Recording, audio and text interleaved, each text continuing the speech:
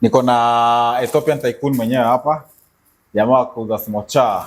Alafu nasikia unafanya course uko University of Nairobi. Unafanya course gani? University of Nairobi Statistics. Statistics. Yeah. Kijana wa hesabu. Yeah, hesabu.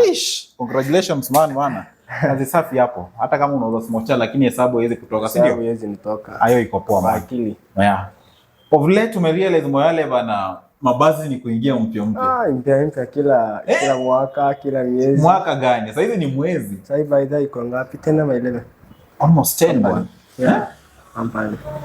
Hadi kuna kitu nimerealize. Basi zinatoka Nairobi zikuja Moyale. Ni Scania mingi.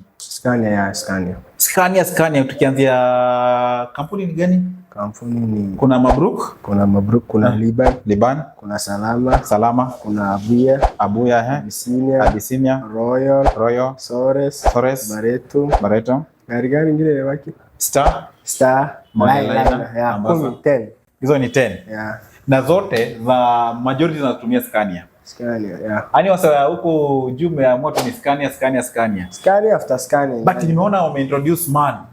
For the first time kuna basi inakuja inaitwa MAN. Yeah, gani hiyo Mabruk kama? Royal Travelers. Yeah. Wanaleta MAN. Bro, watazana na Scania. Unajua watu wa Moyale. Saa pade gari 10 kitoka Moyale. Hadi ni more than 10. Gari ka 12 vinatoka Moyale. Na yote almost inabeba watu ka 50. Yes. Hebu piga 50 times 12. Yo bro, achana nayo. Kitu ka 600, watu ka 600 wanatoka Moyale.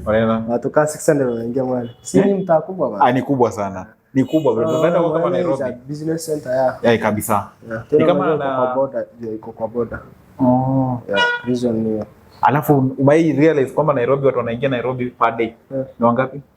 5 million. 5 million? Yes. Acha jokes. Watu wengine Nairobi in a day, statistics zinaonyesha kwamba 5M people enter Nairobi daily. Moyale imeleta basi 10. Coast imeleta basi karibu 30. Kutoka Busia, Bungoma hizo ngapi? Na wale wanakuja na ndege. Nairobi ni kubwa ba.